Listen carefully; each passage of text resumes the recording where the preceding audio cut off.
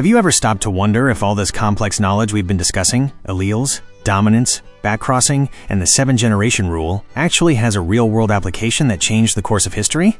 Today, theory becomes flesh, feathers, and eggs. We have spent weeks designing on paper and understanding how genetic architects shape the future, and it is finally time to look at the ultimate example of this science in action.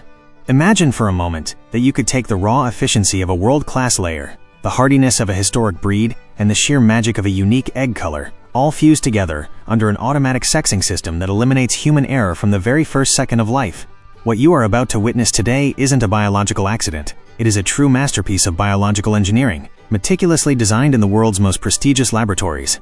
This is the culmination of everything we've learned on this channel, the triumph of design over luck, and the definitive proof that when you master genetics, you stop being a mere bird multiplier and you become a creator of true independence.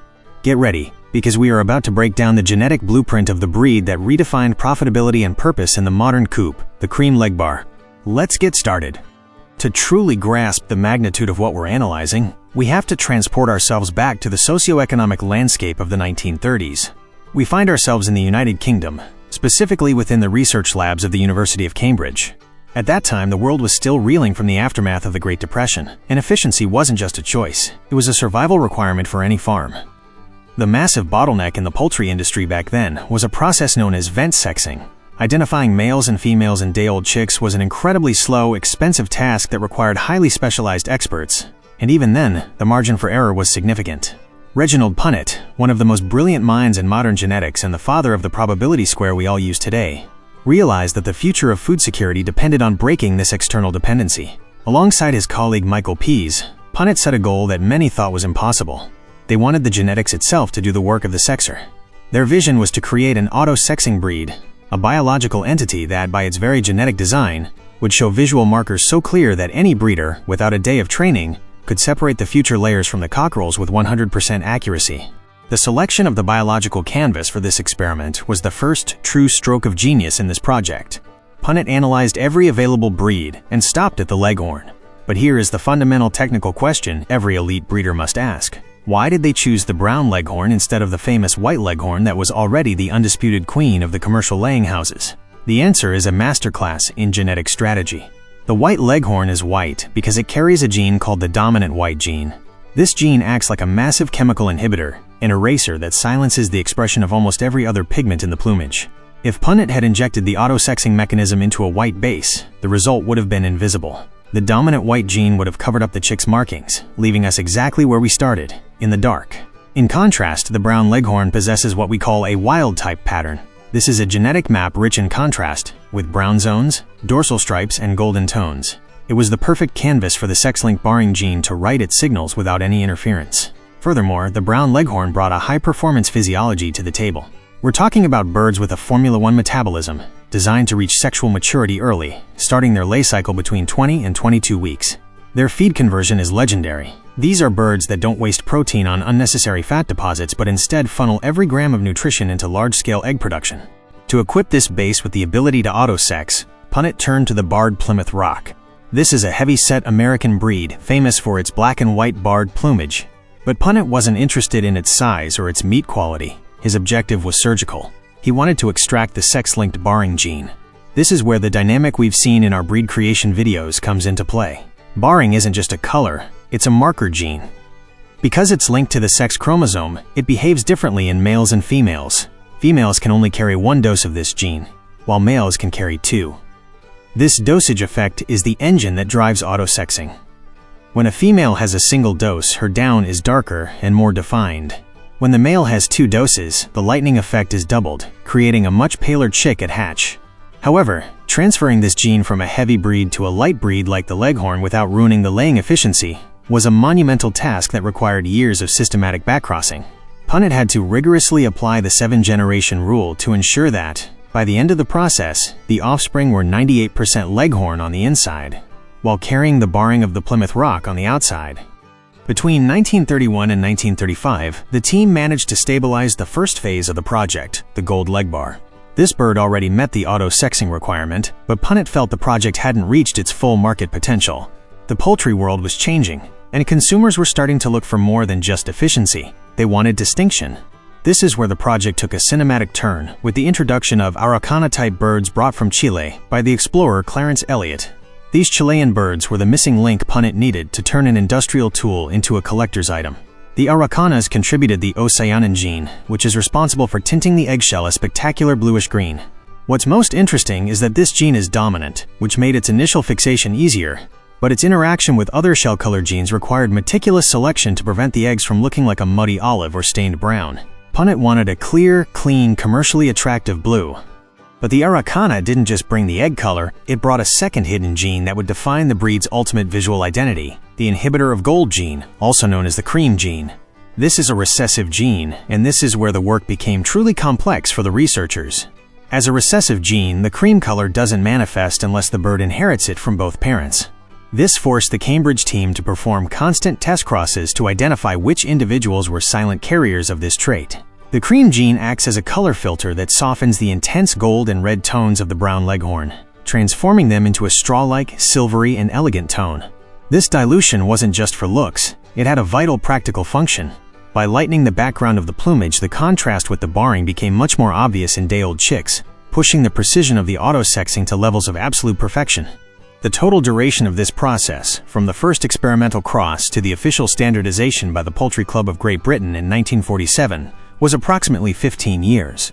It was not an easy road. Entire generations of offspring had to be discarded because the egg size wasn't right, or because the broodiness instinct of the Araucana interfered with the industrial production Punnett desired. It took an iron will to maintain the project's direction, ensuring that the non-sitting character of the Leghorn stayed intact. In the end, they managed to fix a breed with incredible laying persistence, capable of delivering between 250 and 280 eggs per year. The Cream Legbar wasn't just a hen that laid colored eggs, it was a hen that worked with the discipline of an industrial laborer and the elegance of an aristocrat. For a breed to be considered a true masterpiece of genetics, it's not enough for the genes to simply be present, they must be locked in with absolute purity. This is where the sheer rigor of the 7-generation rule we have studied so deeply on this channel truly comes into play. Once Reginald Punnett successfully injected the sex-linked barring gene and the Oocyanin gene into his birds, the work was far from over. In fact, the most difficult phase, stabilization, was just beginning. The Cambridge team understood that a hybrid is merely a temporary biological accident, while a breed is a permanent inheritance. Because of this, they launched a systematic backcrossing program toward the high-production Brown Leghorn line. At every step of this process, the goal was to ruthlessly discard the undesirable traits of the heavy breeds and the Chilean Araucana-type birds. They had to eliminate features like excess body fat, white skin, or frames that were too wide for efficient movement, all to reclaim the high-speed metabolism of the Leghorn. In the first generation, the offspring were only 50% Leghorn, but by applying 7 cycles of directed selection and backcrossing, they ensured that the Cream Legbar's genome was over 99% identical to a world-class layer, while surgically preserving those new value-added genes. One of the most fascinating challenges in this entire process was the permanent fixation of the inhibitor of gold gene, more commonly known as the cream gene. As we've seen in our lessons on inheritance, recessive genes are the silent architects hiding in the shadows of the DNA. A bird can look perfectly gold and red to the naked eye, but secretly carry the cream gene. Punnett and Pease had to perform what we technically call test crosses. This involved mating suspected carriers with birds that already manifested the cream color. If even a single straw-colored chick appeared in the progeny, they knew the parent was a carrier. This level of detection is what separates the backyard hobbyist from the true genetic architect. By fixing the cream gene in a homozygous state, meaning ensuring the bird has 2 copies of this gene, they achieved not just a unique look, but a vital technical function. The cream gene dilutes the gold background of the plumage so effectively that the white bars of the sex-linked barring gene stand out with mathematical precision. This interaction is what creates the famous Crebar pattern, that silver-gray, wolf-like elegance you won't find in any industrial laying breed. But the architecture of the Cream Legbar didn't stop at color. Obsessive attention was paid to the comb structure and overall physiology. When introducing heavy breed blood in Chilean genetics, there was a massive risk of contaminating the line with pea combs or rose combs, both of which are dominant traits. However, to maintain the Leghorn's legendary thermal efficiency and the classic Mediterranean look, Punnett insisted on fixing the single comb, which is a recessive trait. This required constant genetic cleaning to eliminate any trace of complex combs that might have jumped over from the founding breeds. At the same time, they selected for white or cream-colored earlobes, a classic visual indicator of high-performance egg-laying breeds with superior feed conversion ratios. Every physical detail was a conscious decision to ensure the hen remained light, active, and an elite forager, which drastically reduces production costs for the modern breeder. Now let's talk about the actual mechanics of autosexing in the brooder, because this is where all that genetic investment turns into cold, hard cash in your pocket. Thanks to the perfect fixation of the sex-linked barring gene on that cream-colored base, the visual difference at hatch is as clear as day and night. Female Cream Legbar chicks display what we call the chipmunk pattern, a very sharp, dark brown stripe running down their back, flanked by 2 lighter stripes and a face with markings that look like they were outlined with a fine tip eyeliner. The male, on the other hand, because of his double dose of the sex-linked barring gene, is born with much paler, almost washed-out down. He presents a blurred, much larger white head spot on the top of his skull. This auto-sexing capability removes the need for invasive vent sexing and, most importantly, allows the professional breeder to plan their brooding space with 100% efficiency. You can decide from day one exactly how many females will enter your laying program and what the destiny of the males will be, optimizing every cent spent on heating, floor space, and high-protein starter feed. The sexual maturity and laying persistence are the final pillars that hold up the profitability of this breed. A Cream Legbar isn't an ornamental showbird that lays a few eggs, she is a high-performance athlete. Thanks to that Leghorn heritage, these birds reach their peak production with incredible speed. By about 5 months of age, you should already be seeing those first spectacular sky blue or seafoam green eggs in the nesting boxes. Their laying cycle is long and sustained, delivering eggs that average between 60 and 65 grams, an ideal size for the premium consumer market. Furthermore, the Cambridge team made sure to silence the broodiness instinct almost entirely. In a modern farm, a broody hen is a hen that has stopped generating income. By reducing this maternal instinct to nearly zero, the Cream Legbar ensures that the egg machine doesn't stop, allowing the breeder to recover their initial investment in record time.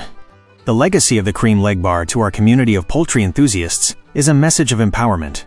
This breed proves that we are not limited to what big industrial genetic companies offer us. The Cambridge model is a map that you can follow in your own backyard or farm. It teaches us that to introduce a value gene, whether it's an exotic egg color or a higher resistance to local diseases, we must do it with a scientific method. Choose a high production base, inject the desired gene, and then purify the line through backcrossing and rigorous record keeping. The Cream Legbar is living proof that breed purity is not a limitation, but a tool for economic independence. By understanding these processes, you move from being a spectator to a protagonist in poultry evolution. You are using the same biological tech that Punnett used nearly a century ago to transform the reality of his time, and today, with the tools and knowledge we share, your potential as a breeder is virtually unlimited. The creation of the Cream Legbar is the definitive proof that genetics is the language of success in the coop. We have seen how the union of Leghorn efficiency, the visual signal of the barring gene, and the magic of the Chilean Araucana resulted in a breed that remains the gold standard for the professional breeder. Everything we have learned about dominant genes, recessive traits, and the discipline of the 7-generation rule manifests in every blue egg and every autosexing chick of this wonderful breed. Now the challenge is yours. Don't just settle for the theory. Take these principles and apply them to your own flock. Audit your birds, keep a rigorous logbook, and dare to be the architect of your own excellence. Information is the first step, but action is what builds success. Make sure to subscribe and keep diving into each of our technical lessons so that your path in poultry breeding is always moving upward. To your success, fellow breeder. Until next time.